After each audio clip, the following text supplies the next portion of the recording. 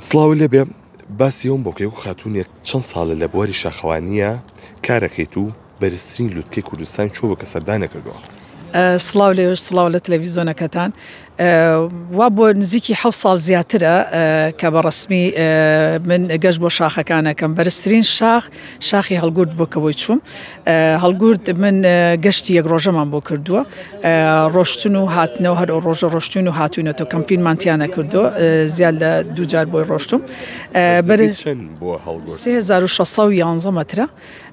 بەس گەشتی بەرزترین شاخشم کردووە لە دەرەوەی وڵات کە دەماوەند بوو دەماوەند 5610 مەترە ئەوەی تر لەسەر ئاستی شەرقی ئەوسەد بەرزترین شاخێکی یعنی تابڵی مەترسیدارە و لەبەرەوەی ئۆکسیجین کەمە بێتەوە ئەو هینە بورکانەکەی تایە لەوێ ئەبێ بەڕاستی بێ خۆتی بۆ حازرکەی بەدەر لەوە من لە ئێران 3-4 شاخی کەش هەر بۆی ڕۆشتوم لەگە گروپە گەشتی یەک ڕۆژەمان کردو و گەڕاینەتەوە گەشتێکیشم کرد بۆ شاخی ئەرەگات لە ئەرمینیا ئەو چەندێ بەرز بوو ئەو 4000 لە 4000 باشە وەکو خاتونێک تا چەندێک مەترسیتان لەسەر دروستە بێ کاتێکە سەردانی شاخەکەن شاخەوانیەکەن خۆی هەر چوون بۆ شاخ مەترسی خۆی هەیە شتێک هەیە کاڵێ کە ڕۆشتی لە ماڵەوە سێتکەون جاورەوە لەبەرەوەی کە تۆ چیتە ئەو شاخە نازانی ئاستەنگیەتە بەردەمت هەنێ جا تۆ کەشوهەوا لەبارە لە پڕێکە کەشوهەوا تێگەچێ جاری وایە لەوانەیە بە شوێنێکا بڕۆی هەنێ گەشت هەیە خۆی تایبەتمەندی خۆی هەیە سەختە یعنی ئەو بێ بە تیمی تایبەت بڕۆی ناتوانانی هەموو کەسێبەری لەگەڵ خۆت لەوانەیە حەبل و تەکنیکی تێیەکەوێ بۆ سەرکەوتن ئەو شاخانە خۆی لە خۆیان مەترسیدارە بەس ئەوەی کە تۆ بۆی ئەچیت ئەبێ بەرنامە ڕێژی بۆ کردبێ و پێشتر خۆت بۆ حازر کردبێت بۆ نمونە گەشتێکی وەکو دەماوەند کە ئێمە بۆی ڕۆشتین مانگە لەوە پێش خۆمان بۆ ئامادە کرد و تەمرینمان بۆ کرد لەبەرەوەی ئۆکسجین کەمە بێتەوە بۆیە تۆ لیاقەی جەستەی و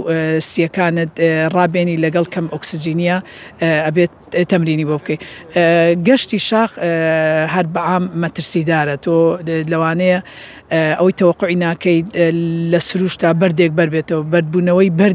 بەردێکی کە بەخۆی بەدوای خۆیانێ کارەساتی دروست دەبێت لەوانێت تۆ لێ شتێکە بەرکەوێت ژیانە لە مەترسیایە تاسا ناخۆشترین حاڵەت کە تووشێ بوو بێت چی بووە لە شاخڕەویە هەنێ جار توشتە بێ بەڕاستی من کێشەیەکمە جاری وایە ماسوولکەکانم ینی ماسوولکەی قاچم گرژەبێتەوە جاری وایە بە دەدەقە وەستاوم تا ئەو گرژ بوونەوەیم چاک بووە جاری واشە قاچ وەرەگەڕێ یەک جاریشان زۆر ناخۆش بوو ئەوەی تەوەقع ناکەی قاچمەسە بەردێدانە بەردەکە یعنی ها چۆنەڵێ گلۆر بوو خزە کەوتم دوسێ چار ڕژا بەسەر و کترێ چان پێ بوو ڕژا بەس خۆشبەختانە یعنی زۆر تەسیری تێ نەکردم لەبەرەوەی تۆ کە پەیوەست بووی بە شاخەوە پەیوەست بووی بە سروشتی کوردستانەکەی خۆتەوە پەیوەست بووی بۆ سروشتەوە یعنی ناتوانانی وازی لێبێنی تێکەڵ بە خوێن تەبێ هەموو هەفتەیە بۆیەچی ئەگەر هەفتەیە جارێک بووینەچی دوو جار بۆیەچی منە ئەگەر هەفتەیە گەشتم نەبێت دوو جار ئەچمە گۆژرە جارێک ئەچمە مەحموخانی دزلی کە لە لای خۆمان و نزیکە و